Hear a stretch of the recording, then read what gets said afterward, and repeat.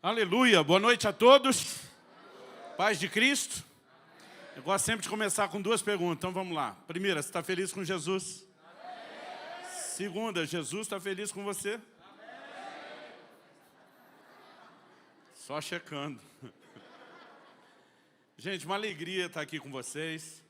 Pastor Ricardo fica tentando parecer que é difícil eu vir aqui, mas eu fico pedindo, insistindo.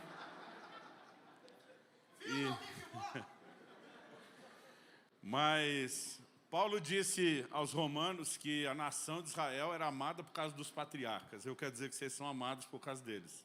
Eu amo demais esses dois. Você não contava com essa com base bíblica e tudo, né? Eu amo demais eles, amo essa casa e estou muito feliz de poder estar aqui hoje com vocês, né, e servi-los aí da mesa do Senhor. Bom, Ricardo falou a respeito dos livros, é um ministério, é algo que nós carregamos no coração. Hoje tem livro até por R$ 5 e R$ 10 lá. Os de 5 estão parcelando em 10 vezes sem juros de 50 centavos. Os de 10 estão parcelando 10 vezes sem juro de R$ 1. Mas eu tenho 3 livros novos que não vieram tantos deles. Um até tem mais do que outros, mas um está ligado ao assunto que eu vou falar aqui hoje. É o livro Como Flechas, Preparando e Projetando os Filhos para o Propósito Divino. Depois de completar 25 anos de casado, né, ter nossos filhos crescidos, eu e minha esposa Kelly decidimos não apenas ensinar aquilo que nos norteou na criação dos nossos filhos, mas também abrir junto a caixa preta, nossas histórias, as experiências, né? E a gente compartilha isso tudo nesse livro. Partimos da ideia, eu não vou falar demais do livro, que eu vou resumir muita coisa aqui para vocês, mas partimos da ideia e da declaração bíblica de que os filhos são como flechas. Toda flecha é lançada para atingir um alvo. A primeira parte do livro a gente só fala do alvo. E a gente subdivide o alvo em 2 aspectos. Primeiro, todo pai tem que conduzir seus filhos a Cristo. Tem alguns pais que estão formando bons cidadãos da terra, mas infelizmente não estão formando cidadãos do céu. E esse tem que ser o ponto de partida. Em segundo lugar, a gente fala de um alvo personalizado.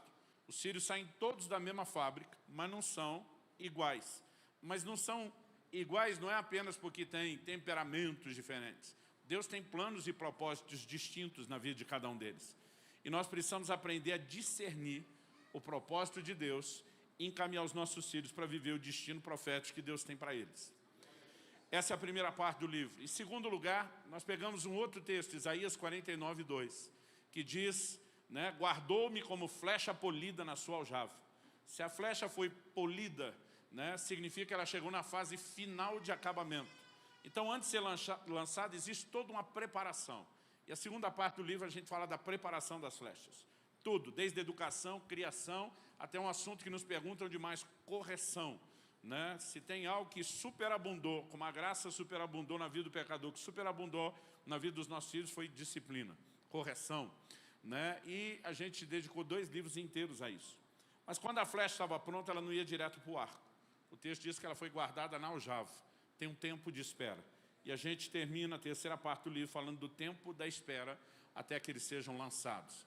É um dos livros, né, que até hoje, é o 21º livro que eu estou publicando, o primeiro que eu escrevi junto com a minha esposa e um dos que mais me empolgou em termos do resultado que a gente acredita que pode produzir.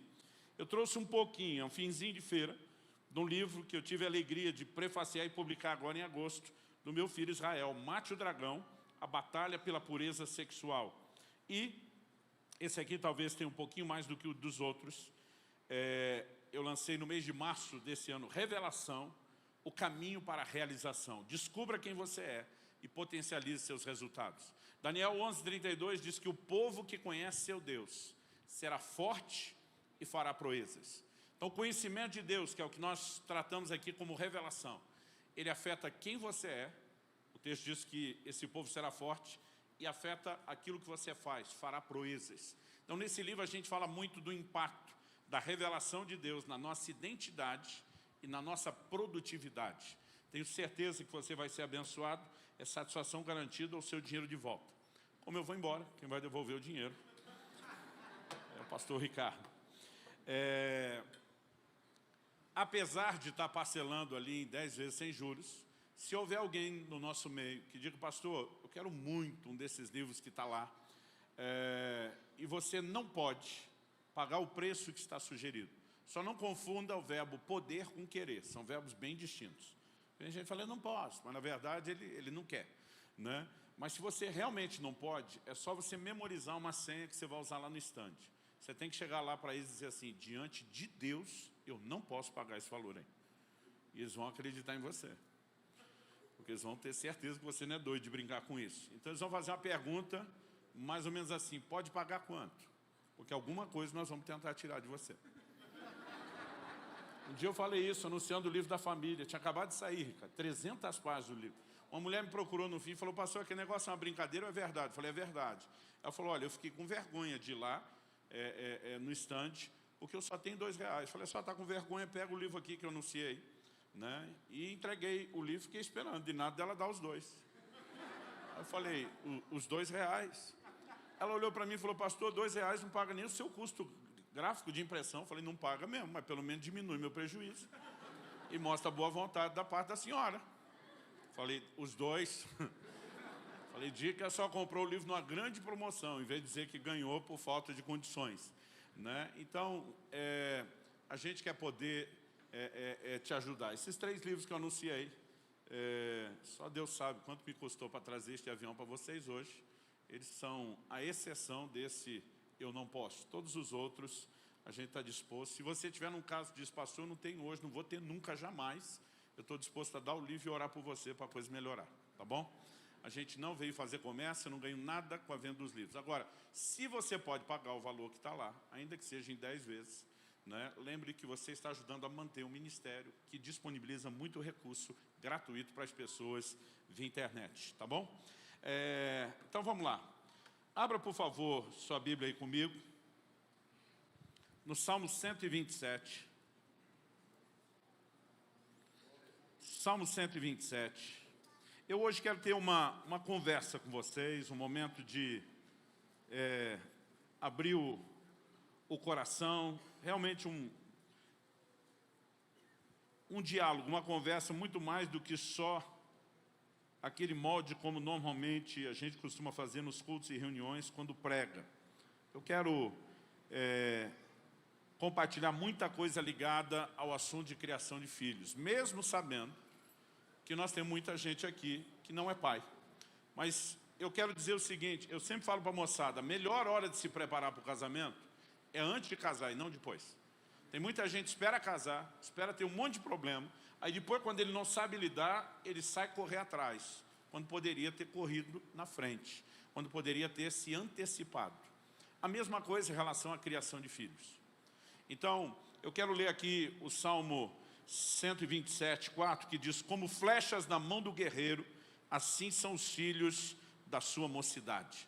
Eu acredito que a palavra guerreiro, em algumas versões ela aparece como valente, ela nos mostra que criar filhos precisa ser algo direcionado com propósito. Como nós falamos, flecha é atingida, é lançada para atingir um alvo. Você tem um único exemplo na Bíblia de um camarada que atirou a esmo. Ele está numa guerra, mas ainda que ele atire sem mirar em ninguém, ele atira num campo de batalha, tipo, em quem pegar é lucro.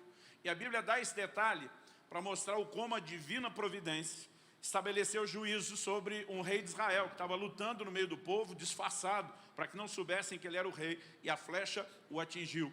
Então, mesmo aquele caso, que a Bíblia menciona, que é a exceção, que não é a regra, nos mostra que normalmente, se você quer atingir um alvo, se você quer ser bem sucedido a atirar uma flecha, você tem que focar no alvo. Então, nós precisamos entender a importância de criar filhos com propósito. A Bíblia diz, nesse mesmo texto, verso 3, que os filhos são herança do Senhor. A palavra aqui traduzida herança significa propriedade. Ou seja, os filhos não nos pertencem, eles pertencem ao Senhor. Deus nos confiou algo que é dele, e um dia haverá prestação de contas a respeito daquilo que ele nos confiou. Porque em toda a Bíblia, o que nós vamos encontrar de uma forma coerente, inclusive recorrente, repetitivo, é que tudo aquilo que Deus nos confia, haverá depois prestação de contas. Então, nós precisamos entender que o assunto é sério. Bom, Eu vou falar da perspectiva como criamos nossos filhos já no Evangelho. Eu mesmo fui criado no Evangelho, no caminho do Senhor. Há uns anos atrás fiz um vídeo com meu filho Israel e a gente estava falando sobre legado. Eu falando que recebi do meu pai, ele falando que recebeu tanto do pai como do avô. E eu me lembro de uma pessoa que fez um comentário: para vocês é fácil falar, eu não tive nada disso. Eu fiz questão de responder aquele comentário que era honesto, era sincero, refletia a dor que alguém carregava no coração. E eu falei: olha, meu pai não teve o que eu e meu filho tivemos. O pai dele, meu avô paterno, se suicidou quando meu pai tinha 12 para 13 anos de idade. Ele cresceu numa família disfuncional. Ele não teve nada, absolutamente nada do que eu tive. Aliás, até onde sabemos, meu pai foi o primeiro da linhagem, da ascendência dele para cima, que entregou a vida a Cristo. Nós não temos conhecimento ou registro histórico nenhum de que alguém da família antes tenha, servido ao Senhor. Mas quando meu pai se converteu, um dos primeiros versículos da Bíblia que ele descobriu foi lá a afirmação do Salmo 68, que diz que Deus faz com que o solitário habite em família. E meu pai entendeu: se Deus tem um plano, um projeto para a família, com certeza não é o que eu vivi. Não é a família disfuncional, não é o pai que tirou a própria vida. Meu pai tomou uma decisão, ele diz: eu quero viver o plano de Deus. E se de mim para trás ninguém nunca viveu isso antes, meu pai decidiu: daqui para frente tudo muda. Ele decidiu: a partir de mim, Cristo reinará nas nossas famílias. Nossas famílias vão, nossa linhagem, nossa descendência viverá de acordo com o plano e o propósito de Deus. E os filhos estão servindo ao Senhor, os netos estão chegando, servindo ao Senhor, e os bisnetos estão chegando, não tem outra chance a não ser servir ao Senhor. Então eu tive o privilégio de ser a segunda geração, meu filho a terceira, minha neta nasceu no ano passado. Gente, pensa coisa boa, é a tal da adolescência. Eu e minha mulher ficamos assim, entregues. Mandei fazer uma camiseta: você não manda em mim, né, minha neta? É um negócio top demais. Mas a alegria de ver também algo geracional sendo comunicado, transmitido. Então, deixa eu dizer, talvez você está aqui hoje e não teve o privilégio que eu, meu filho, tivemos e que minha neta terá. Mas você pode ser alguém que, como meu pai, diga: a partir de mim muda. Se eu não tive, se antes de mim não houve, a partir de mim a história muda. Então, nós precisamos de gente que se posicione para deixar um legado. Se você não recebeu o legado, decida deixar um legado. Então, esse aqui é meu ponto de partida, porque muitas vezes a gente ouve gente com uma história diferente, a gente se compara, diz: infelizmente não tive, não é para mim, e ninguém faz nada para mudar aquela história. Então, eu creio que você pode ser o ponto de virada para que uma nova história seja escrita na sua linhagem, na sua descendência. Você recebe isso? Dá um amém aí, dá um glória a Deus, em nome de Jesus. Então vamos lá. A segunda coisa que eu quero já destacar de cara, é que a Bíblia diz lá no livro de Juízes, que um anjo do Senhor visita a esposa de Manoá. Manoá é aquele que veio a ser o pai de Sansão, um dos juízes de Israel. A mulher era estéril, não podia ter filhos. Mas um anjo enviado de Deus aparece para ela e diz: olha, o milagre vai acontecer, você será agraciada, abençoada, e os céus te presentearão com um filho. A mulher vem empolgada a contar para o marido. O marido diz: olha, se esse varão tivesse aparecido para me dar notícia, não ficaria só na notícia. Então ele ora a Deus, diz: Senhor, manda o homem de novo. Porque mais do que saber que o Senhor vai nos dar um filho, eu preciso saber como nós vamos criar essa criança. Ou seja, ele entende, o filho é a herança do Senhor, Deus enviou, mas se Deus tem um propósito para a vida dele, eu como pai preciso saber como. A Bíblia diz que Deus enviou o anjo de novo, porque penso numa oração que Deus atende, é a oração de pais que clamam para entender como nós podemos criar os nossos filhos. Então, a segunda coisa que eu quero fazer aqui é te lançar um desafio. Você precisa crescer, em primeiro lugar, no conhecimento bíblico. Tem muita gente que não corre atrás dos princípios. E deixa eu te dizer, o conhecimento dos princípios não vai correr atrás de você se você não correr atrás deles. Provérbios 18:15 diz que o coração do sábio busca o conhecimento. Então, é você que tem que correr. Não vai vir por download gratuito enquanto você dorme. Então, nós temos que ler a Bíblia, nós temos que ler tudo aquilo que podemos, nos expor a ministérios que, de fato, compartilham tudo aquilo que tem recebido de Deus. E lá em casa, a gente foi muito ajudado, tanto por meio da leitura bíblica, como de outros ministérios. Mas existe algo que vai ainda além do conhecimento bíblico. Diz respeito a vivemos a liderança do Espírito Santo. Tiago capítulo 1 diz, se alguém de vocês tem falta de sabedoria, peça a Deus, que a todos dá liberalmente. A gente pensa num negócio que Deus não economiza quando a gente ora. É se clamamos por sabedoria, em qualquer área da nossa vida. Mas quando se trata de criar os filhos, que são a herança, a propriedade dele, eu acho que Deus pode demonstrar uma generosidade ainda até maior, né? Porque estamos falando de algo que é do profundo interesse dele. Por exemplo, quando Salomão diz para Deus, Senhor, me dá sabedoria para cuidar do teu povo, está dizendo, o povo é seu, o Senhor me confiou uma coisa que eu sozinho não dou conta. Pensa numa oração que deixou Deus empolgado, porque alguém estava buscando entendimento para fazer a coisa certa com o povo que pertence a ele. Nós precisamos entender, os filhos são propriedade de Deus. E nós, lá em casa, nós somos gente falha, imperfeita, eu e minha mulher, é lógico, ela mais imperfeita do que eu. Brincadeira, aproveitar que ela não está aqui hoje para fazer a piada. Mas a gente, apesar de toda a nossa limitação, algo que a gente tem orado ao longo desses, vamos completar daqui menos 2 meses, 26 anos de casado, mês e meio, né? Ao longo de todo esse tempo, algo que nós temos pedido a Deus, sabedoria do alto, sabedoria do alto. E muita coisa que eu vou compartilhar aqui, hoje a gente ensina, a gente dá base bíblica, a gente conta experiência, conta testemunho, mas nós não sabíamos, né, pelo menos não de uma forma profunda, detalhada, como fazer isso. Mas ao longo da nossa caminhada, sabedoria do alto, direção do Espírito Santo se manifestou, né? Então eu quero começar te encorajando a realmente buscar a ajuda do céu. Talvez você diga, pastor, eu não tenho muita referência, eu vim de um lar disfuncional, eu não sei como fazer. Isso não é desculpa para que eu e você não possamos buscar de Deus orientação e um modelo, para que a gente não precise viver replicando o erro, para que a história possa ser mudada. Amém? Uma outra coisa que eu quero dizer já no início. Eu estava no início do meu ministério pastoral, então estamos falando aí de 1994, né, o primeiro ano do ministério pastoral, e eu tive a incumbência. Nós recebemos um pregador que veio de outro estado, eu morava no interior do Paraná, o aeroporto mais próximo, Curitiba, ficava mais ou menos 3 horas de viagem, então eu tinha que tanto buscar o preletor que veio do outro estado, como depois levá-lo. Isso significa que, além de servir aquele homem à igreja, eu também tive a oportunidade de ter 3 horas de conversa na vinda e 3 horas de conversa na ida dele para Curitiba. Num daqueles momentos, eu não me lembro se foi na vinda ou na volta, aquele homem de Deus olha para mim e diz, você já é casado? Eu falei, ainda não. Eu me casei 1 ano depois dessa conversa. Eu falei, ainda não. Ele falou, mas preste atenção, porque eu tenho uma palavra de Deus para você. Ele disse, quando você já estiver casado e nascer o seu primeiro filho, um menino, e esse menino tiver 2 anos e meio de idade, você vai viver um dos momentos mais decisivos no seu relacionamento com ele, na criação dele. Ele diz, talvez você pense que esse negócio está muito longe. Ele diz, mas o Espírito Santo vai te fazer lembrar o que eu estou te falando agora.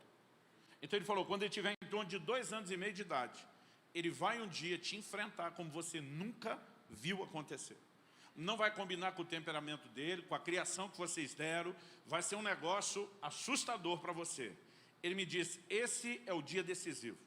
Ele falou, imagine isso como se fosse uma medição de força, para decidir quem é o macho alfa. Eu, na minha cabeça, solteiro, pensando, uma criança de 2 anos e meio de idade, disputando quem é o macho. Eu não conseguia nem acreditar naquilo. Descobri depois, com o tempo, que é a fase onde começa, de fato, o enfrentamento. Mas, naquela hora, ele falou, o Espírito Santo vai te fazer lembrar o que eu estou dizendo. Ele disse, se você ceder, você vai perder o coração dele para sempre. Nesse dia que ele te enfrentar, não importa o quão difícil seja, você não pode ceder. Fique firme até o fim. Se posicione com firmeza até que o coração dele se quebre. Se você ceder, você perde o coração do seu filho para sempre. Mas se você ficar firme, você vai ganhar o coração do seu filho para sempre. Eu achei aquilo estranho, pensei, se é de Deus, ele está dizendo que o Espírito Santo vai me lembrar, não anotei em lugar nenhum, não fiz questão, né, de pensar naquilo. Bom, 1 ano depois eu me casei. 2 anos e meio depois de eu estar casado, Israel nasceu. Então já tinham se passado 3 anos e meio quando meu filho nasceu. Quando ele estava mais ou menos com 2 anos e meio de idade, então 6 anos depois, aconteceu exatamente do jeito que aquele cara disse. Um dia esse menino me enfrenta de uma forma que não combinava com ele, com o temperamento, com o comportamento, né? Eu corrigi a primeira, não adiantou, a segunda não adiantou, a terceira não adiantou. E quando eu vi que não estava tendo resultado, pensei, talvez não seja a hora. Talvez seja melhor deixar para amanhã, pegar algum humor diferente, eu mesmo não perder a paciência, não fazer isso da forma errada. E quando eu estava pensando em desistir, eu assisti como fosse um filme na minha frente. É como se aquele cara aparecesse dizendo, o Espírito Santo vai te fazer lembrar. Eu lembrei tudo, porque aquele filme passou assim, né, colorido, alta resolução na minha frente, como a gente diria hoje em dia, 4K. 8K já tem, né? E na hora que eu entendi aquilo, eu falei, não vou recuar. E para mim parecia cruel demais, você ter um posicionamento tão firme com uma criança tão nova. Mas eu não cedi. Eu corrigi a quarta, a quinta, a sexta, a sétima, a oitava e a nona. Na nona ele quebrou. Quebrou por dentro. E algo aconteceu naquele dia. Ele me deu um abraço inesquecível. Eu tive 2 momentos, quando eu falo de disciplina, marcantes na história do meu filho. Esse foi o primeiro deles. E o meu relacionamento com ele nunca mais foi o mesmo. De alguma forma, algo que eu não consigo explicar para você aconteceu naquele dia. O que isso me levou a concluir? 6 anos antes de acontecer, Deus já estava preocupado em me preparar para saber lidar com isso. É muita bobagem nós achar que a gente tem que esperar todos os problemas chegarem para depois estar sempre correndo atrás. Deus quer que eu e você possamos correr na frente. Se nós entendemos quão séria é a responsabilidade de criar os filhos, a gente tem que estudar a respeito disso, gente. Nós não podemos dizer que amamos tanto, que eles são algo tão importante que Deus nos confiou, e não nos preocupar em como fazer isso da forma direita, correta. Então, além de como orar para entender como criá-los, no sentido de entender a preparação para o propósito, além de saber que nós precisamos dessa sabedoria do alto, algo que eu e você podemos ter certeza é que nós podemos viver a direção do Espírito Santo. E quando eu fico pensando nos momentos mais marcantes da criação dos meus filhos, a maioria deles não são coisas que eu vou falar para você, eu me preparei muito para isso. Mas a liderança do Espírito Santo me proporcionou momentos especiais. Então, não deixe de orar, não deixe de pedir a liderança do Espírito Santo, não deixe de manter um relacionamento com Deus dia após dia, porque nós temos recursos sobrenaturais. Alguém falou, pastor, é uma das coisas mais assustadoras quando a gente pensa em termos de responsabilidade de criar filho. Falei, mas é um dos maiores privilégios, né? É uma das maiores realizações que nós podemos ter, e nós temos recursos sobrenaturais à nossa disposição. Então tem muita gente hoje em dia dizendo, o mundo não é um lugar adequado para criar os filhos. Meu querido, deixa eu te dizer, eu e você não deveríamos ter medo de nada ou de ninguém. A única razão pela qual, né, alguém deveria tomar uma decisão de dizer, não tenho, é uma convicção muito pessoal em Deus. Mas não importa o tamanho do desafio, o cenário do mundo que nós vivemos, eu e você não podemos deixar de acreditar que nós temos recursos sobrenaturais à nossa disposição. Amém? Então vamos falar de algumas coisas a respeito da questão do propósito, né? Os filhos nascem, né, procedem normalmente ali, na maioria dos casos, da mesma fábrica. Tem algumas famílias que passaram por alguns ajuntamentos que vieram de fábricas diferentes, mas no geral, mesmo crescendo no mesmo lar, sendo gerado na mesma madre, eles vão ter não só comportamentos diferentes, mas têm chamados, dons, propósitos distintos. Às vezes a gente percebe que aquilo que funcionou, deu muito certo para um, não necessariamente vai dar para o outro. Então, ainda que a gente entenda os princípios de uma forma geral, nós precisamos dessa sensibilidade a Deus. E eu também quero te encorajar em relação a isso. Portanto, eu não acredito que nós possamos ser bem-sucedidos na criação dos filhos, apenas buscando o conhecimento dos princípios. Isso é essencial, é um ponto inegociável, mas não acho que é tudo.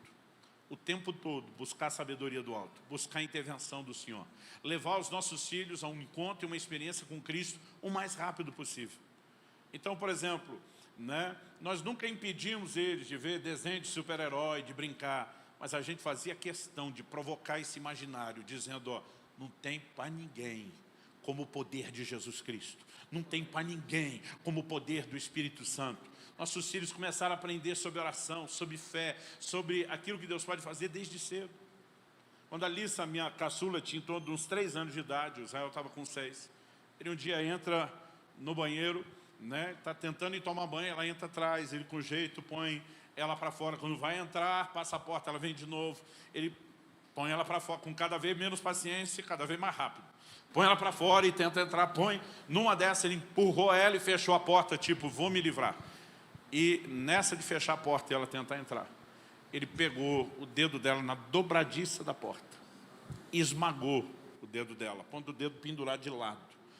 Quando a Kelly, que já tinha dado uma bronca nele, dizendo que parasse com aquilo, porque era perigoso, viu o grito e o choro, ela já sabia que tinha dado ruim. Ela disse, quando viu o dedo da Alice, ela precisou sentar no chão para parar a pensar o que é que eu faço. Eu estava viajando, pregando fora, tinha saído com o carro, ela estava, né, a pé. A gente tinha mudado há pouco tempo para uma cidade, estabeleceu uma nova igreja. Fomos debaixo de um desafio, sem salário, sem sustento, tendo que cuidar de outras famílias. Estávamos sem plano médico na época, e ela senta para pensar o que é que eu vou fazer. Nessa que ela abraça, a Alice está chorando. O Israel em volta, né, olha para a irmã, se sentindo um pouco responsável também, mas pilhado por tudo que aprendeu, e diz para ela, Alice, não chora, o Tato vai orar por você. E ele começa a rodear as duas no chão, Jesus, cura o dedo da minha irmã, eu sei o que você pode fazer, eu sei o que aprendi com meus pais. E ele começa a orar e clamar, e aquele diz que enquanto ele orava, de repente aquele dedo começou a endireitar. Aquele diz, eu ainda pensei, deve estar inchando o lugar, amassado, e o dedo está arrumando, né? Ela falou, mesmo com ele orando, eu não imaginei que algo ia acontecer na nossa frente. Ela foi parando de chorar, a dor sumiu. Ela diz, acabei conseguindo uma carona, fomos para o hospital. Foi quando o médico viu o magoado da carne do dedo de onde prensou, isso que ele não viu como estava. Ele falou, impossível esse dedo não ter quebrado, né? Um ossinho tão frágil, uma criança dessa, se apertou a ponte, magoar a pele desse jeito, ele falou, certeza que isso quebrou, né? E aquele só pensando, é que o senhor não viu antes. Fizeram o raio-x, ele dizia, impressionante, não tem nada. Ele mexia o dedo dela, dizia, certeza que não dói? Ela dizia, só no começo, depois parou, né? Quando o Kelly disse que orou, o médico ficou olhando assim, mas o interessante é que a hora que o dedo dela endireitou e ela parou de chorar, o Israel ainda comemorou e disse, yes, meu primeiro milagre. Sabe, nós podemos colocar um depósito de fé no coração dos nossos filhos, mas não é só ensinar eles a fazer, a gente também fazia o tempo todo. A gente orava com eles, a gente orava pelas coisas, eles viam acontecer. Meus queridos, nós precisamos levar os nossos filhos a entender que servir o Senhor não é uma coisa chata.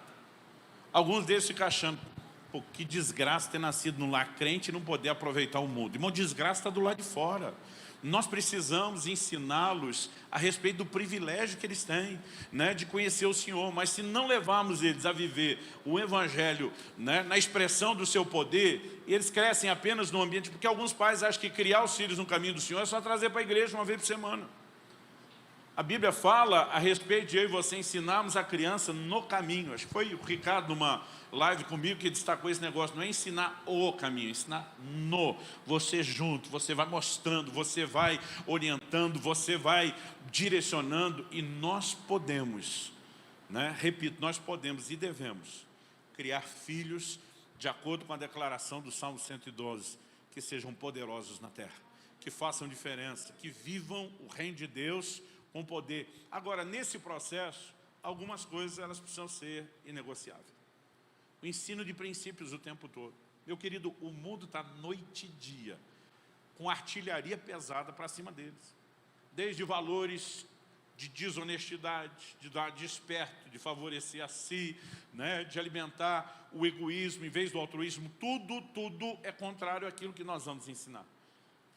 E se a gente deixa eles serem bombardeados diariamente, mas em vez de o tempo todo ministrar o coração, corrigir, a gente achar que porque levou uma vez por semana na igreja, num culto, na escola das crianças, nós vamos vencer essa batalha, é um grande engano. A gente o tempo todo, o que é que vocês aprenderam na escola? O que é que vocês ouviram? Qual a treta que aconteceu hoje que possa ter incomodado vocês? A gente o tempo todo policiando o coração deles, né? Então nós temos essa responsabilidade e ela pode ser bem executada. Mas para isso, você vai ter que amar o Senhor, você vai ter que ser crente, porque tem uns pais querendo que os filhos sejam crente bom quando eles são meia boca. Eu quero dizer, você nunca vai inspirá-los dessa forma. Eu lembro de um culto que eu desabafei e a gente, depois de ter desabafado, começou a ouvir os resultados, né? É o pai que numa quarta-feira à noite, vai 10 horas da noite no estádio, com chuva e frio, que vocês não têm muito aqui, nós temos lá, pagando caro, para ainda ver a miséria do time dele perder. Mas depois chega o domingo e diz que não vai na igreja porque está cansado. Aí eu falei, mas para ver aquela desgraça daquele time perder, pagando caro, depois do dia inteiro de trabalho, ficando até tarde, no frio e na chuva, não tem cansaço. Na verdade, nós estamos, e não estou dizendo que você não possa, mas muitas vezes nós não percebemos que estamos transmitindo aos filhos quais são de fato os nossos valores. Então, eu já vi pai dizendo, filho, você tem que jejuar. O menino nunca viu o pai jejuar, nunca na vida. Às vezes vai olhar e dizer, o que é isso? Não é não comer por causa do Senhor. Imagina a cabecinha, né, de alguns, principalmente quando entra a fase de pré-adolescência, que eles começam a pensar por si, questionar as coisas e dizer, por que é que você nunca fez isso? Né? Primeiro, para dar o próprio exemplo. Mas a verdade é que Deus está contando. Gente, nós precisamos pensar nisso. Se nós acreditamos que Deus quer produzir um grande avivamento na terra, e até agora nós não temos uma geração pronta como deveria estar, a nossa grande expectativa é preparar uma próxima geração para que eles possam ir mais longe do que nós fomos, para que eles possam viver algo mais intenso do que nós vivemos, né? Então, quando eu olho na Bíblia e na história, raramente você vai ver um avivamento que dura mais de uma geração. Porque de alguma forma a gente não prepara, não temos às vezes o senso de continuidade. Isso é uma responsabilidade enorme. Talvez você esteja aqui hoje pensando, já criei meus filhos, tem que ouvir isso sim, para ajudar seus netos, né? Pastor, não, eu nem sou pai, é uma grande probabilidade de que seja, e que precisa aprender isso antes. Pastor, eu estou no processo, já perdi tempo e terreno, mas dá para parar de perder e consertar muita coisa, né? A palavra de Deus traz um mandamento claro, Efésios 6,4, pais, criem os seus filhos na admoestação do Senhor. Quem está entendendo aí, diga amém. Então nós precisamos disso. E acredito que o fato de que você possa não ter tido, não é desculpa. Você pode, como eu falei antes, virar o jogo. O fato de que o tempo passou e muita coisa errada já aconteceu, não significa que você não possa arrumar. Agora, eu ouvi uma frase tempo atrás que me trouxe muito temor, Ricardo. Nunca tinha parado para pensar nisso. Vê o que você acha dela, mãe. A pessoa estava fazendo uma live com outro pastor, ele falou, pois é, nós descobrimos que nesse assunto de criação de filhos, não tem segunda chance. E eu pensei, gente, isso é sério. Porque ainda que a gente possa, pela misericórdia do Senhor, correr atrás, ver restauração de algumas coisas, né? O que passou, passou. Nós precisamos entender quão sério é esse assunto e o quanto, né, é importante que a gente leve a sério essa missão diante de Deus. Então, ao longo do crescimento aí dos meus filhos, eu me dispus bastante a servir a Deus, o reino de Deus, inclusive a viajar, né, o tempo todo, checando com os meus filhos, com a minha esposa, né, o tempo todo a gente avaliando, agora é hora de recuar, diminuir um pouco a saída, estar mais presente, não, agora é hora de levá-los conosco um pouco mais. Mas o tempo todo eu dizia para todo mundo à volta, não existe nada mais importante que meus filhos. Se algum momento eu perceber que o ministério está se tornando uma desculpa para não fazer o trabalho direito, o ministério é que tem que parar. Os filhos não podem ser abandonados.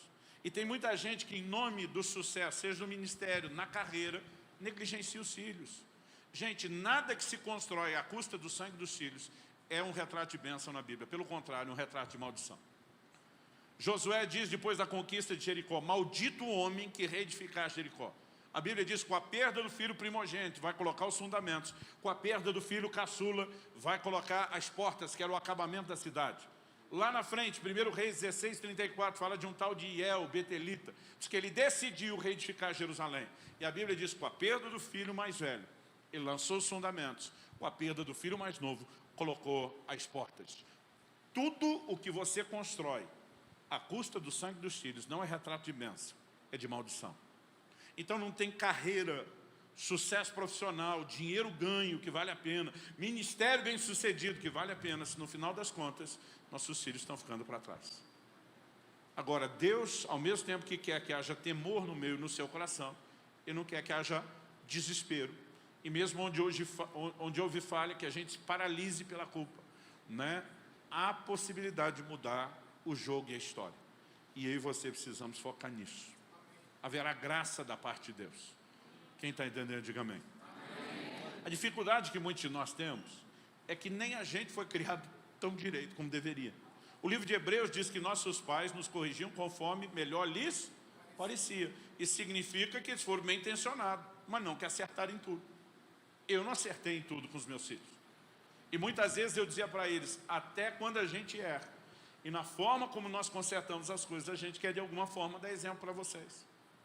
Mas eu me lembro de um segundo momento marcante na vida do Israel. Um dia desse, a gente falando sobre família, no final da reunião, uma pessoa me procurou assim meio revoltado. O senhor contou muito mais história do seu filho do que da sua filha.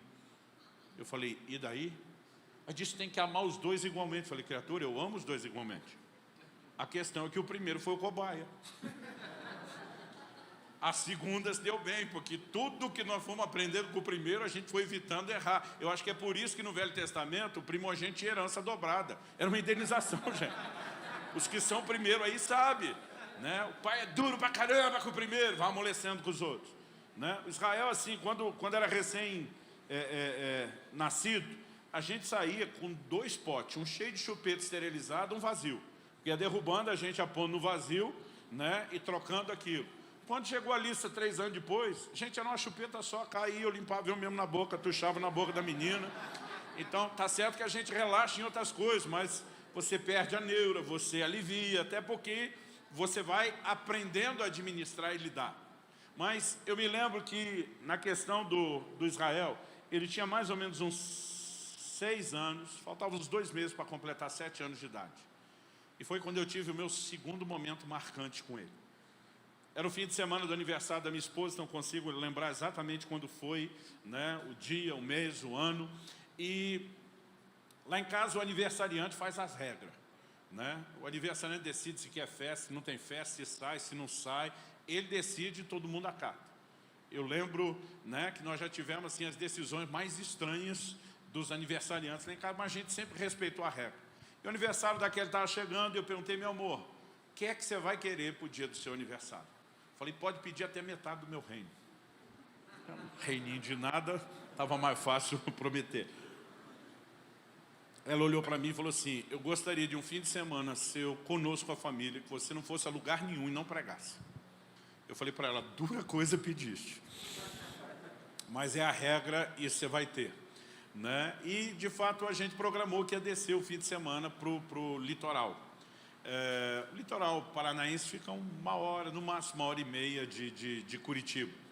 Não é o melhor litoral do sul, a maioria de nós é mais inclinado a querer ir para Santa Catarina, mas Santa Catarina é um pouquinho mais longe, né, do que o litoral paranaense, e normalmente as coisas são um pouquinho mais caras. Então o que podia, cabia, a gente falou, bom, conseguimos uma casa cedida não sei onde, o que dá é aquilo.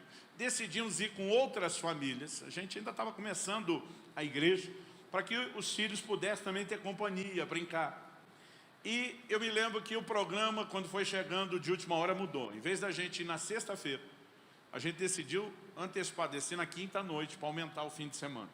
E eu lembro que eu falei para minha esposa, olha, sexta de manhã, eu posso até descer um dia antes, mas eu tenho que trabalhar. Eu tenho prazo para entregar um livro na gráfica, então até o meio-dia, eu tenho que ficar trancado no quarto trabalhando. Você tire as crianças o mais cedo possível, leve elas para a praia, né? Me dê esse prazo para eu terminar. Eu falei, do meio-dia em diante da sexta, o acordo está de pé, como foi prometido antes, o fim de semana é só seu.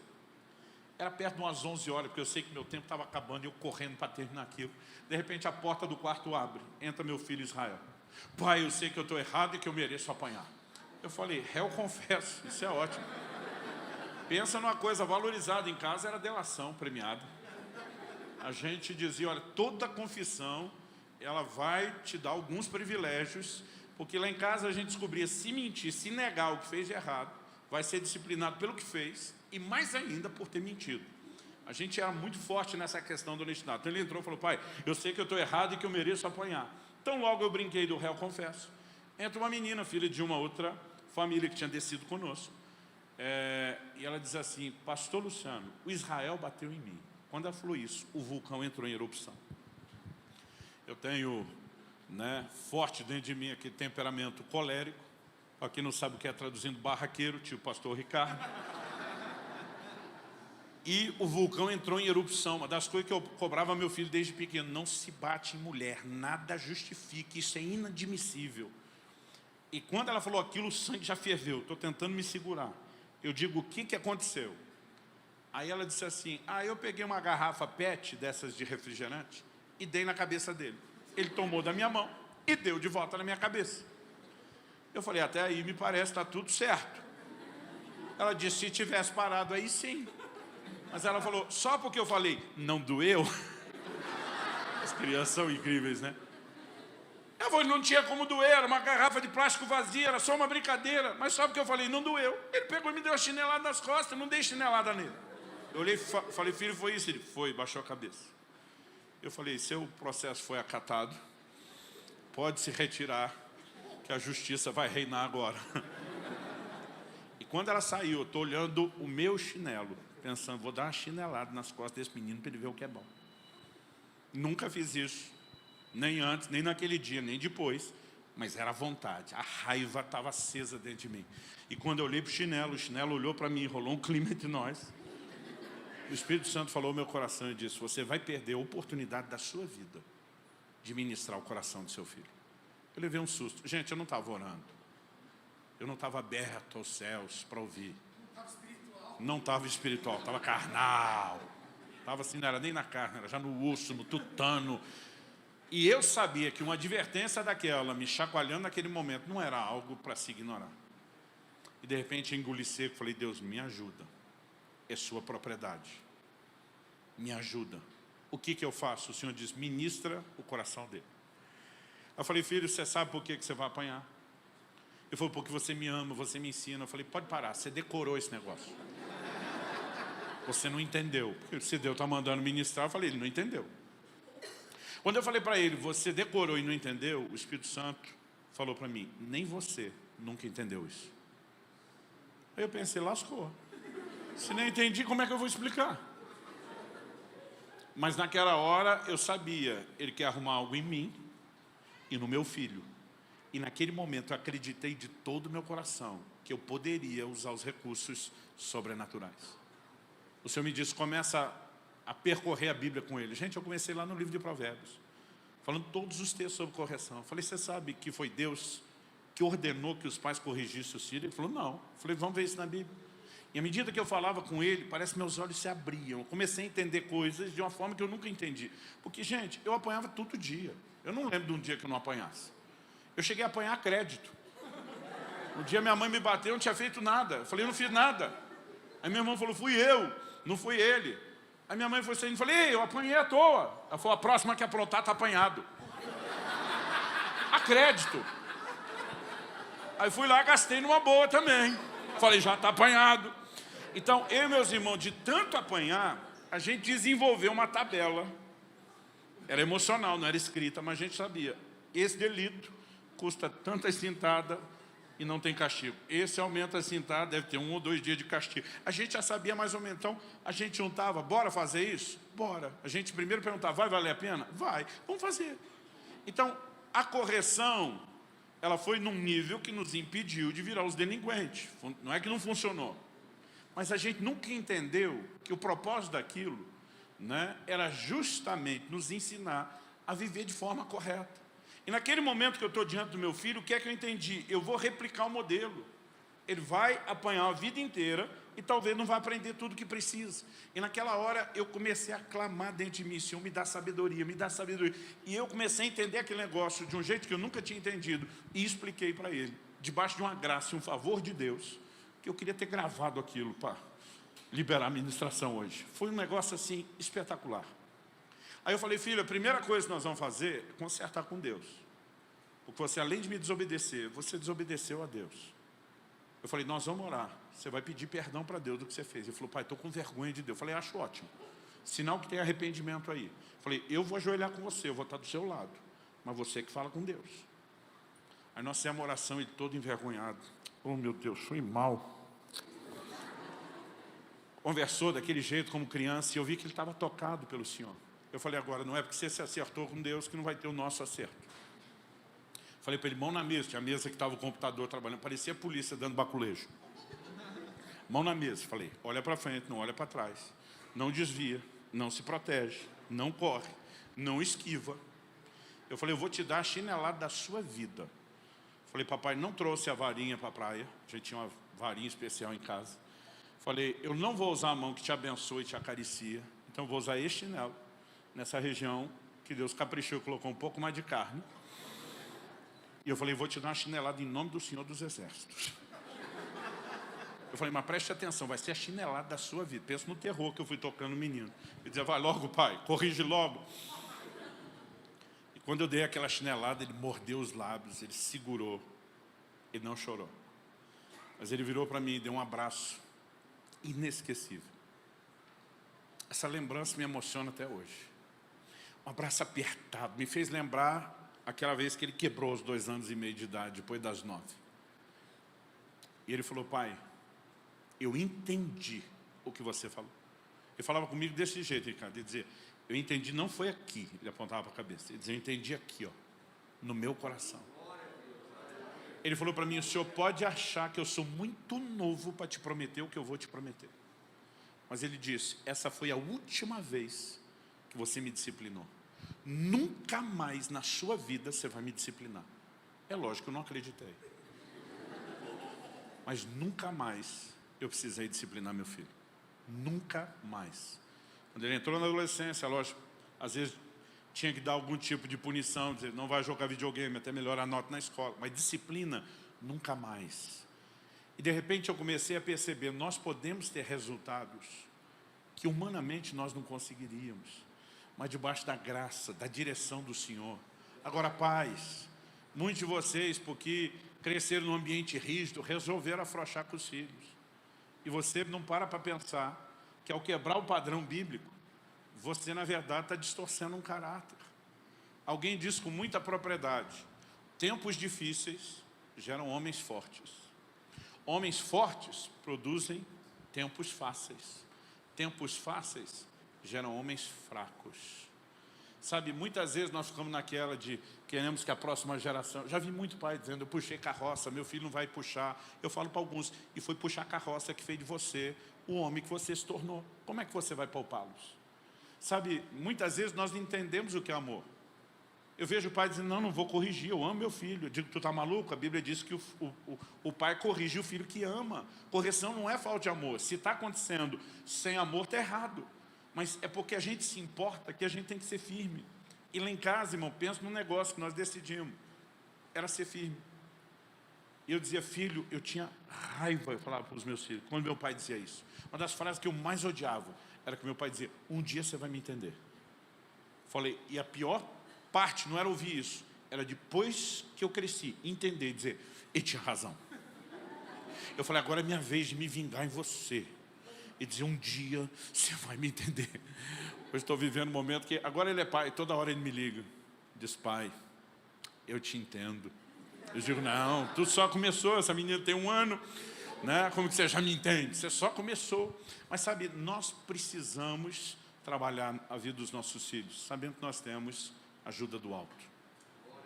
Eu preciso colocar essa semente de fé no seu coração hoje. Nós precisamos acreditar e, apesar de não saber tudo, é o que eu falei, lá em casa a gente orava praticamente todo dia.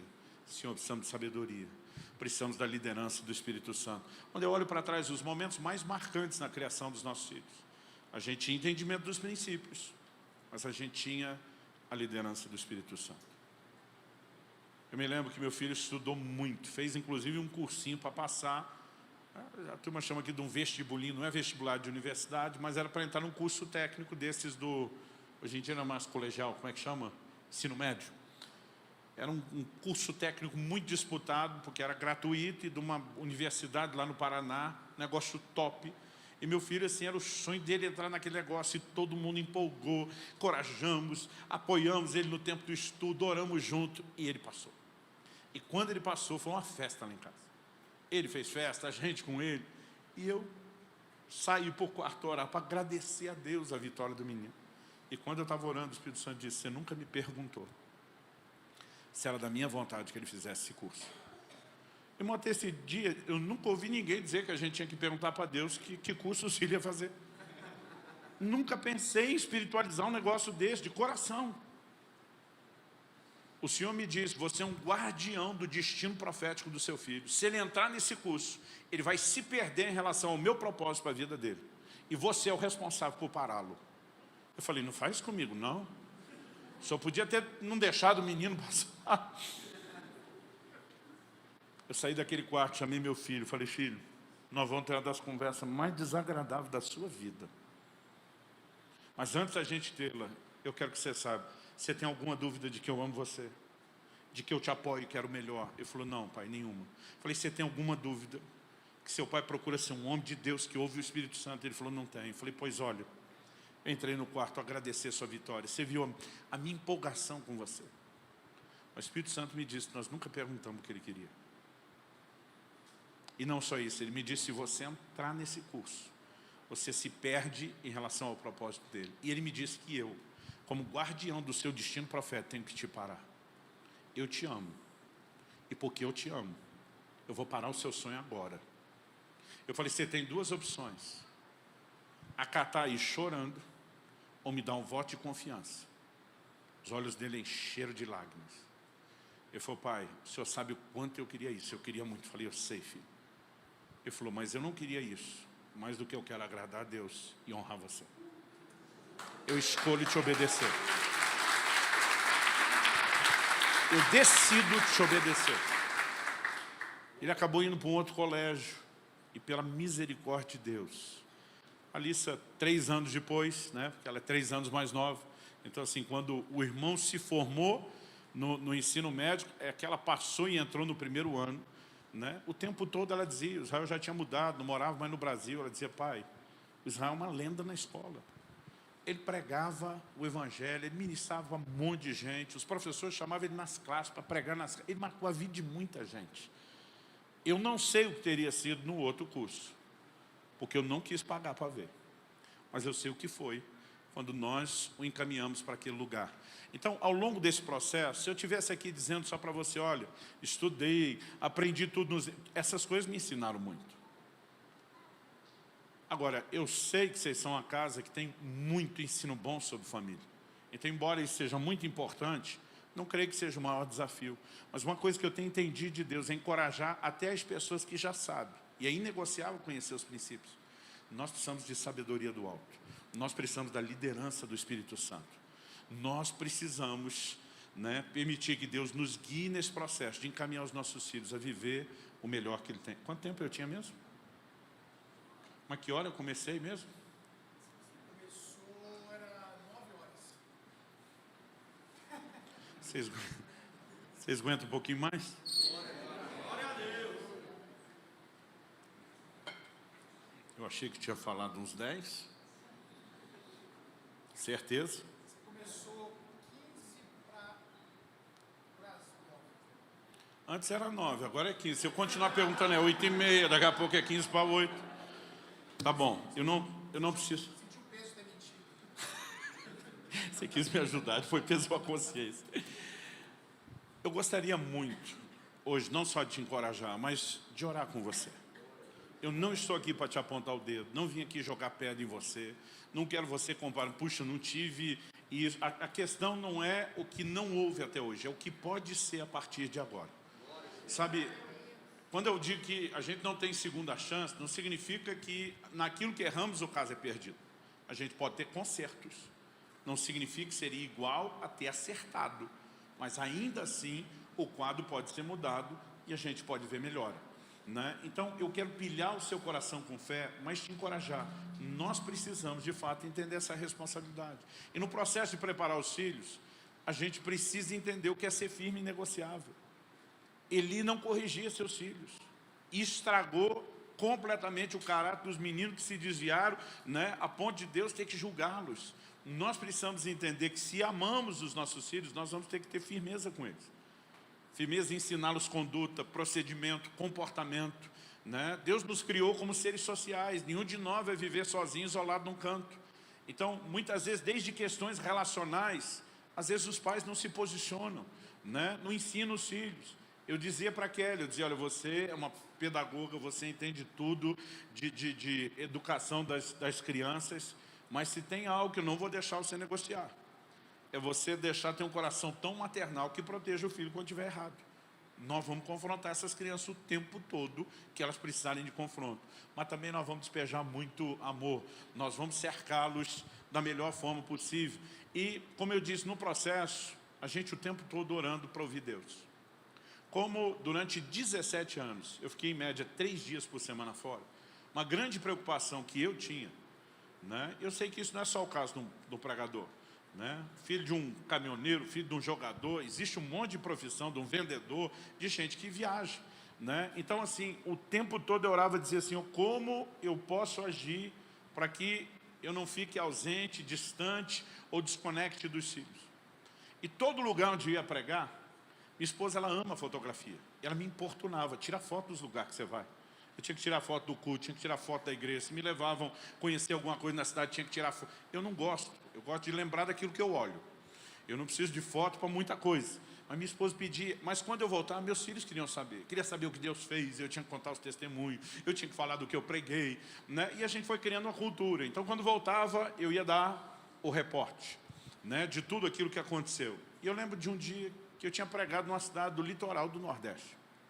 E quando eu mostrei a foto da praia, o Israel tinha uns 9 anos de idade. Ele falou, pai, quando for pregar nesses lugares legais, marca nas nossas férias. Leva a gente junto. E na hora que ele falou aquilo, eu não sei te explicar. Não foi só um negócio, é mesmo. Mas dentro de mim, é como se o Espírito Santo estivesse dizendo, presta atenção no que esse menino está falando, porque isso é uma chave. A gente orando o tempo todo. A partir daquele momento, quando eu recebia convites do litoral do Nordeste, eu dizia, posso atendê-los dezembro, janeiro, fevereiro ou julho. O que é melhor para vocês? É lógico, havia situações de eventos com data, né? Não quer dizer que tudo, mas às vezes eu dizia, a malha aérea já foi muito mais difícil, muito mais cara. Então, os lugares mais distantes, eu dizia, olha, eu prefiro fazer uma turnê pela região, podemos incluir vocês para não ficar tão caro, para não ser pesado. Muitos desses lugares que eu ia pregar não tinha condição de levar a família. Alguns deles, malemar, conseguia levar a gente. Mas algumas situações começaram a acontecer onde os pastores diziam, olha, nós não podemos trazer sua família, mas se você tiver milhagem, nós conseguimos um lugar ajeitado para vocês ficar aqui de cortesia. E eu comecei a levar meus filhos. Nessas viagens de levar meus filhos, eu percebi que Deus não proporcionou só tempo junto. Eles começaram a se envolver cada vez mais na minha vida ministerial. Eu lembro de uma vez, a gente estava em Porto Seguro, gente. Um hotel de frente para a praia, um negócio bom, que eu nunca tinha ficado num negócio bom daquele na minha vida. O pastor me disse isso, se conseguir milhagem, eu consigo a cortesia. Quando chegou a hora de ir para o culto, eu saí, fui me arrumar no quarto. Eu lembro que a hora que eu saí do banho, vejo meus filhos se arrumando. Falei, o que vocês estão fazendo? Não, nós vamos com você na igreja. Falei, não vão não? Eu abri a janela do quarto, falei, olha essa piscina, olha aquele mar. Como quem diz, aproveita que nós não vamos ter esse negócio de novo. Disseram, pai, esse negócio está aí o dia inteiro, nós já aproveitamos, vai estar aí amanhã. Nós queremos ir com você no culto. Eu disse, gente, fica e brinca mais. Os dois, pai, só vai curar os doentes hoje, nós queremos te ajudar. Naquela hora o Espírito Santo, falando de novo, preste atenção, não perca um momento, né? E houve momentos onde Deus começou a falar ao meu coração, não leve eles só para os lugares legais, leve eles para as quebradas, ensine eles. Viemos uma vez fazer um tour aqui no interior do Goiás e no DF. Não que aqui seja quebrado, só quis dizer que não era o litoral. Vou ter que sair por essa porta aqui no final, ó. Mas não era só a questão do divertido. O coração deles começou a empolgar com missões. Eu lembro de uma ocasião que eu estava orando e o Espírito Santo disse, leva os seus filhos para a África. Eu falei, Deus, as passagens são caras, não tem recurso, não tem. Ele diz, dá um jeito, venda seu carro, invista nos seus filhos. Até hoje, gente, meus filhos, pela bondade e misericórdia de Deus, com o tempo acabaram rodando o Brasil e muitos lugares do mundo comigo. Um dos capítulos do nosso livro, a gente fala muito de memórias, invista em memórias. Até hoje, quando você conversa com eles, uma das viagens mais marcantes foi essa viagem que nós levamos eles para a África. Eu dizia para eles, essa é a realidade do mundo. O Espírito Santo disse, antes de levá-los para a Europa, antes de levá-los para a Disney. Deus nos deu tudo isso depois. O Senhor diz, coloque uma marca no coração deles. E eu andava com eles em lugares e no meio de situações que nem eu tinha visto. Eu dizia, muito disso nós também temos no Brasil. Alguma dessas coisas eu não vi nem no Brasil. Eles ficaram 3 semanas comigo, num lugar remoto que a gente não tinha água, não tinha luz, né? Não tinha nenhum conforto. Kelly e eu botávamos eles na cama, a gente preferia dormir no chão por causa do risco de escorpião. Mas eles voltaram tão impactados. Esse negócio de entrar no banheiro e achar só um buraco para usar agachado, quando nós voltamos de viagem, eles ajoelhavam do lado da privada do banheiro para agradecer a Deus a privada que tinha. Pensa nas crianças que pararam de reclamar do que não tinha. Mas marcas espirituais foram colocadas lá. Sabe, essa foi a direção que Deus nos deu no tipo de trabalho que eu fazia. Não vai ser igual com você, mas Ele tem soluções para você. Ele tem direção para você. Pastor, meus filhos estão crescidos, não tem muito mais o que fazer. Pode orar pelos seus netos. Pode sentar com os seus filhos à medida que você entende as verdades e falar para eles hoje, à luz da palavra, onde você reconhece que errou, o que você faria de novo melhor e prepará-los para que eles possam mudar a história para as próximas gerações. Eu tenho certeza que se nós recebemos tanto a luz e o entendimento da palavra, como tivemos um coração que confie, que acredite que Deus possa nos dirigir, apesar de nós, não é por causa de nós, apesar de nós, a gente vai conseguir ter resultados corretos. Teve coisas que a gente não conseguia, a gente dizia, Deus, nós não estamos conectando, não estamos transmitindo, e agora nós vamos precisar que o Senhor pegue os meninos.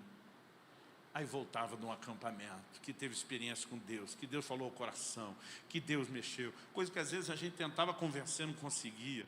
Daqui a pouco Deus falou comigo, que alguém veio profetizar e falou... Eu dizia, obrigado, Senhor.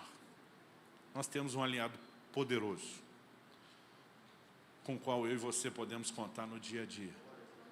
Sabe, gente, para mim uma das coisas mais empolgantes, eu vivi muita coisa já nessa vida, mas uma das minhas maiores realizações foi poder ter cooperado com Deus e ver o Senhor cooperado conosco na preparação e na criação dos filhos.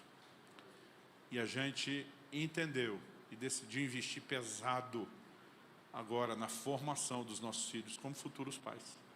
Né? Começamos isso com Israel antes dele ter a neta, temos trabalhado isso, né, com a Alissa. Até hoje a gente pede que eles possam falar com muita liberdade daquilo que acha que acertamos e que erramos. Às vezes eles falam de algo que acham que erramos, e a gente tem a chance de dar uma outra versão, diferente do que eles entenderam. E eles olham e dizem, uau, não sabia disso. Às vezes quando eles falam de algo que erramos, a gente diz a gente que não sabia que tinha errado, até vocês falar, e a gente conserta algo, mas tem sido um aprendizado e uma história muito preciosa, a ponto de me fazer acreditar que você também pode viver algo sobrenatural nesse processo. Ainda dá tempo de ver Deus fazer muita coisa. Você crê nisso? Será que a gente pode tirar um tempo para orar junto? Um dos textos de Malaquias que mexe muito com o meu coração é quando a Bíblia diz, Deus converterá o coração dos pais aos filhos e dos filhos aos pais. Agora olhe para cá um instante, antes de orarmos. Meu pai foi o primeiro a se converter, mas ele não tinha noção de como lidar com os filhos. Ele não teve um pai próximo. Como eu disse, meu avô se suicidou quando ele tinha 12 para 13 anos de idade. E antes de tirar a própria vida, havia muito abuso na família. Meu pai não tinha referência, ele não sabia como fazer. E eu posso te dizer que meu pai errou bastante com a gente. Houve épocas que era algo que gerava muito conflito. Quando eu ouço o coração dos meus irmãos, eu vejo que para cada um foi algo diferente. Mas meu pai e minha mãe ganharam essa batalha de joelhos no chão. Todos os dias. Todos os dias. Minha mãe disse que nunca viu um dia sequer da vida dela com meu pai. Foram casados 33 anos antes de meu pai ir para a glória. Minha mãe disse que nunca viu um dia sequer ele deixar de orar por nós. Ele pedia ajuda do alto. Eu lembro quando Deus me chamou para o ministério e eu larguei tudo aos 8 anos de idade.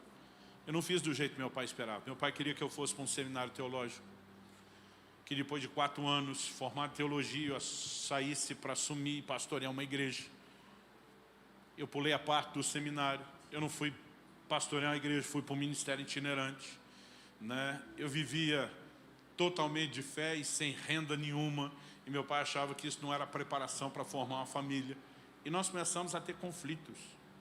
Eu dizia, pai, se o senhor estivesse reclamando de ter um filho que não é crente, que não busca a Deus, que não quer servir o senhor, não entendo você. E eu realmente não conseguia entender a preocupação dele. Hoje, obviamente, eu consigo entender muito melhor, mas na época não. E a coisa foi escalando, crescendo. Eu lembro de um dia que meu pai resolveu me dar um ultimato. E ele falou, velho, se você quer morar debaixo do meu teto, tem que ser do meu jeito, são minhas regras. Hoje, se voltasse lá atrás, teria a sabedoria de ter contornado. Eu falei, pai, minha posição e decisão em obedecer a Deus é inflexível. O senhor é inflexível nisso? Porque nas entrelinhas está sugerindo, se quiser ser do seu jeito, vaza. Eu falei, o senhor é inflexível nisso? Ele falou, eu sou. Eu falei, eu também sou. Ele falou, então, velho, nós vamos ter que resolver isso agora. Eu falei, nós vamos ficar brigados, vamos virar inimigo. Ele falou, de jeito nenhum. Peguei a mala, comecei a juntar minhas coisas, porque o ultimato era, ou faz do meu jeito, ou vaza. Se quiser mandar no seu nariz, se banca. Irmão, pensa num negócio difícil. Aluguei uma casa, sabe lá onde o Judas perdeu a bota? Bem depois. Dividindo com um amigo, né? Que era assim, a kitnet da kitnet da kitnet, do bairro atrás do bairro, lá no fundo. E era tudo que a gente conseguia dividir e pagar. Não tinha chuveiro. E o lugar não era o tempo todo quente como vocês aqui. Era terrível aquela água gelada. A gente tinha dinheiro para comprar chuveiro. Eu andava 2, 3 horas a pé, porque não tinha dinheiro para tomar um ônibus. Jejuava 2, 3 dias, porque não tinha dinheiro para comer. E eu comecei a descobrir e aprender algumas coisas que eu mesmo nunca tinha valorizado. Mas eu lembro, como a gente não estava brigado, eu visitava meus pais no fim de semana. Queria honrá-los. E eu lembro de uma ocasião que eu fiquei até tarde da noite usando o telefone, ligando para resolver algumas questões de agenda. O finado telefone fixo, que hoje ninguém nem usa mais. Naquela época era um negocinho, não era para qualquer um. E quando chegava a conta, eu tinha que resolver os interurbanos depois, mas pelo menos tinha facilidade. E ficou muito tarde, minha mãe ficou preocupada, ela falou, filho, não vai embora. Você mora muito longe, aquele lugar é muito perigoso. Ficou muito tarde, durma aqui hoje, vai embora amanhã. E ela, meu pai insistiu, eu acabei ficando, dormi. Já fazia uns 3 meses que eu estava morando fora de casa. E quando acordei de manhã, eu não sei te explicar o que aconteceu. Porque eu normalmente, assim, posso até demorar para dormir, mas depois que durmo, dou trabalho para acordar. Meu sono é pesado. Eu não entendo essas pessoas que pulam da cama e dizem, bom dia. Meu cérebro acorda congelado, gente. Demora, assim, para descongelar. Não é um processo fácil. Mas naquele dia eu estava dormindo, de repente, pum, abri o olho. Eu estava totalmente acordado. Não era só um totalmente acordado. É uma coisa difícil explicar. Eu estava espiritualmente acordado. E eu começo a ouvir como se tivesse uma caixa de som dentro do quarto. Todos os barulhos estão acontecendo na cozinha. O quarto está com a porta fechada. Minha mãe arrumando a mesa para o café da manhã, aquele barulho de xícara no piso, mas tudo era alto, alto, alto. Né? Não, nem se eu estivesse na cozinha seria aquela altura. Como se aquele negócio tivesse um microfone lá e a caixa de som estivesse alta no quarto. E eu estou ouvindo a conversa do meu pai e da minha mãe alta.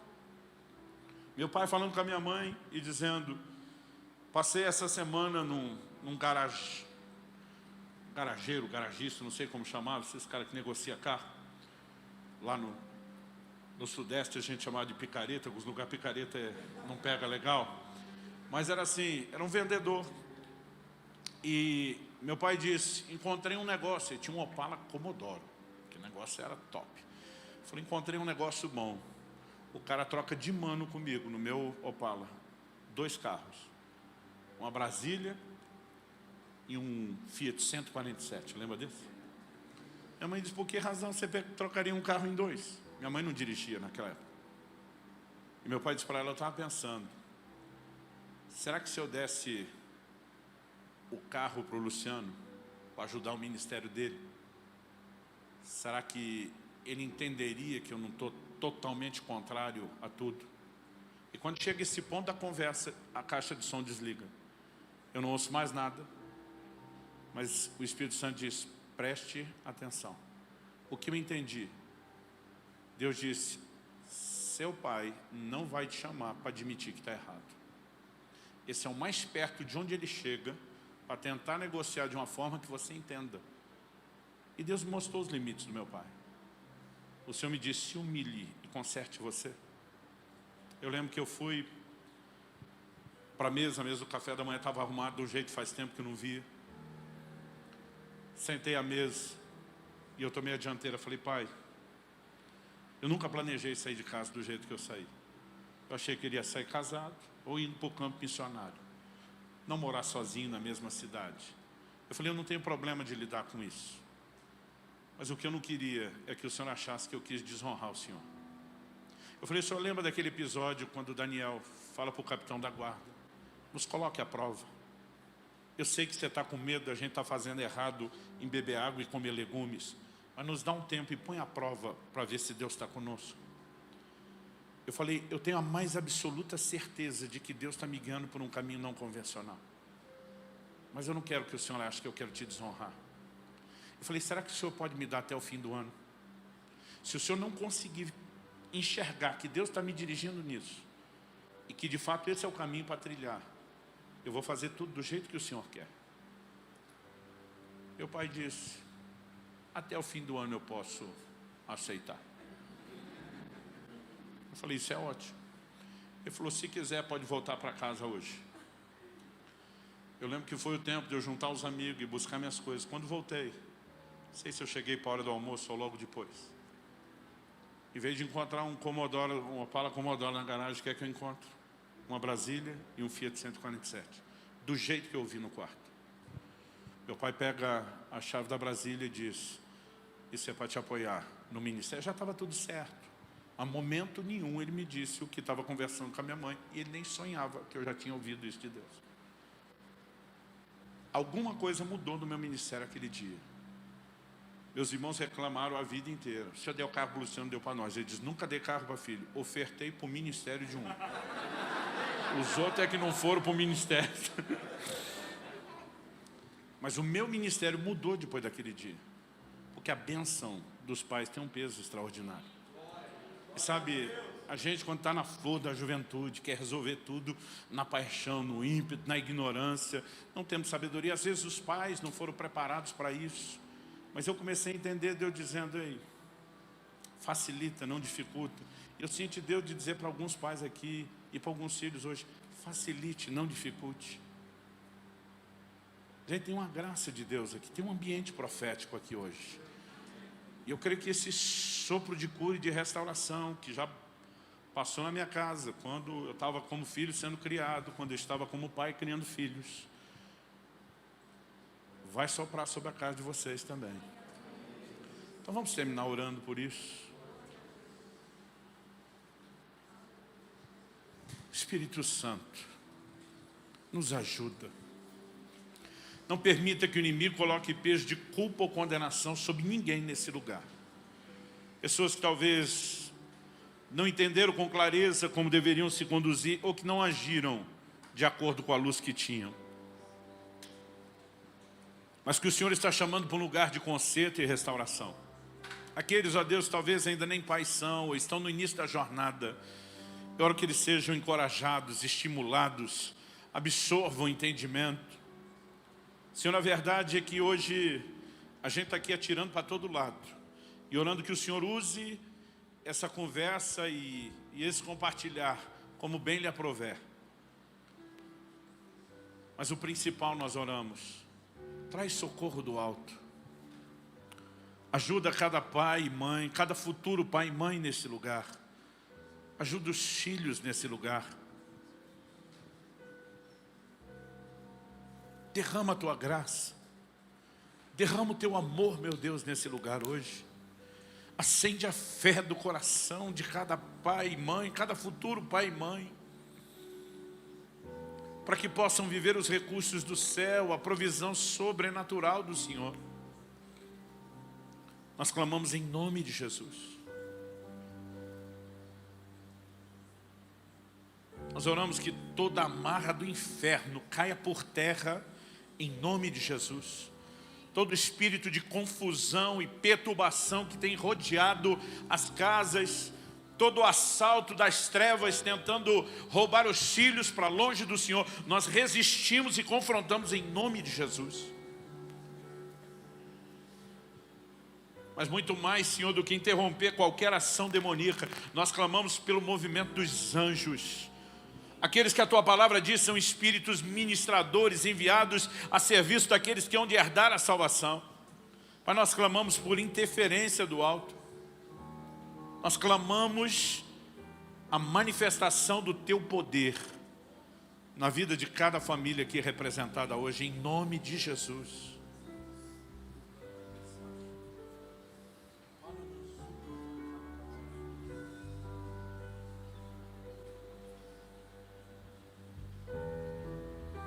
Fala com Deus do seu jeito, da sua maneira.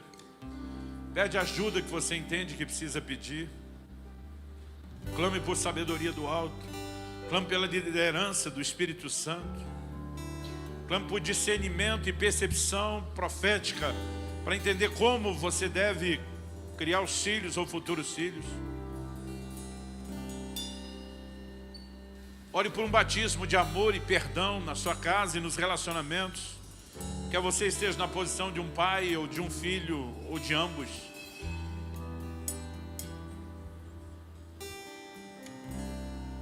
Vem sobre nós, Senhor. Vem sobre nós, Senhor. Nós oramos em nome de Jesus. Oramos por recomeço. Oramos por graça, oramos por favor. Oramos por gente, ó Deus, que não se comporte como o rei Ezequias, que apesar de ser um homem de fé e de oração, acabou negligenciando sua casa. Oramos por uma nova história sendo escrita, Senhor. Oramos por despertamento espiritual. O Senhor prometeu que nos últimos dias derramaria do Teu Espírito sobre toda a carne. Mas o Senhor também disse, vossos filhos e vossas filhas profetizarão. Nós oramos pelo mover do Espírito Santo dentro das nossas casas, Senhor. Nós oramos que assim como Filipe, o evangelista, tinha aquelas filhas cheias do Espírito Santo que profetizavam. Pai, que os meus irmãos e irmãs também vejam filhos cheios do Espírito. Nós clamamos pelo mover do Senhor, pelo avivamento dentro das nossas casas, em nome de Jesus. Em nome de Jesus.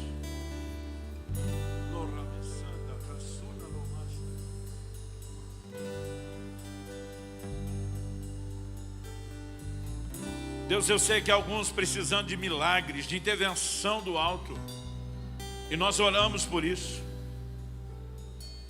Alguns que precisam de direcionamento, e nós oramos por isso. Conserto, restauração.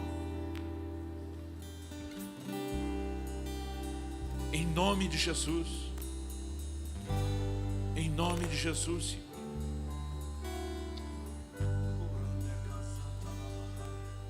Fala com Deus, querido, do seu jeito, da sua maneira, com as suas palavras, mas de forma honesta e sincera. Você está num ambiente onde tudo pode acontecer.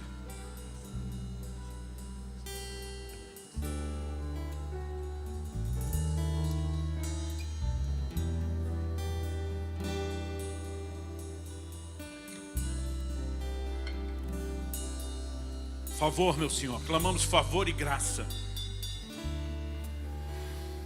Em nome de Jesus.